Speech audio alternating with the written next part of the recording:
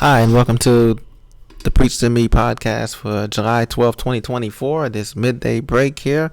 Happy Friday to everyone. We're going to be talking about the stock market as well as quarterly results, and as well as it's taking more money to be able to retire. And we believe the retirement date is going to continue to be pushed back for future generations like Gen X and Gen Z and millennials. So we're going to continue to talk about that. But meanwhile, the Dow Jones, as I predicted earlier this week, it surges back to 40,000.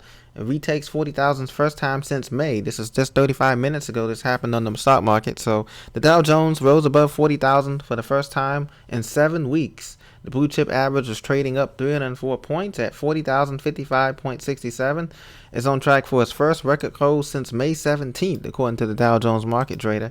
So it's trading above 40,000. Shares of Home Depot, Caterpillar, and Amgen delivered the biggest boost to the price weighted index.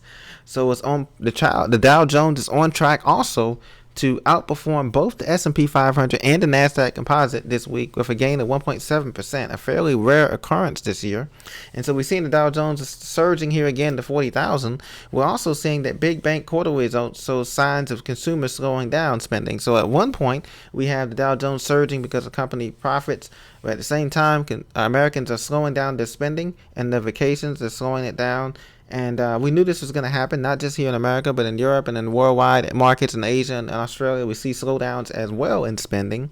But the major banks have benefited from higher interest rates for the last 2 years. But those rates are causing businesses and consumers to slow down spending due to higher financing costs. You know, the interest rates are going up. It costs more to service and finance these debts. And this is going to be the problem, ladies and gentlemen, heading into the future here, trying to finance the debt with higher rates of interest rates. Americans are worried about outliving their retirement savings. Americans are more confident about their retirement, except one big concern. This is in Fox Business Reports here today. At first it was saying, oh, you need $1 million to retire, or $2 million. Now some people say you need $5 million. No, inflationary, it's the purchasing power of that money that's important. It doesn't matter how much money you have in some kind of, stocks or investing or mutual funds or real estate.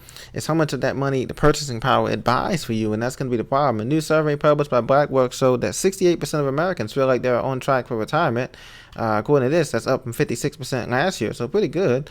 It's just that what's the truth is that many people, Gen Z, 69% between 97 and 2012 said they worried about their savings running out. That compares to 56% of millennials and 63% of Generation X. Americans are worried about outliving their savings, and that's a valid worry because Social Security is supposed to be ending in 2030, possibly 2031, or being cut back. I don't think it'd be ending, but it'd be cut back a reduced amount of check. And then also we have to worry about more people are taxing the system, more elderly people, as you know, the geriatric and the retirees are going to be increasing from now through 2035. And so they're not going to be contributing as much to all of these systems. And so now with the younger generation working longer, and it's going to create a taxing system, and plus with these people, they're bringing in outside work, foreign work too, to bring down the wages too. So we have all of these combinations of things that are happening, ladies and gentlemen, and this just means that we're going to have work harder and longer. Let me know what you think in the comments. Are you prepared to work harder and longer, or to work smarter? Are you prepared to go to a country, move to a country where your purchasing power is going to be higher? Let me know what you think in the comments. Thank you for listening. Take care. I'll see you in the next episode. Bye bye.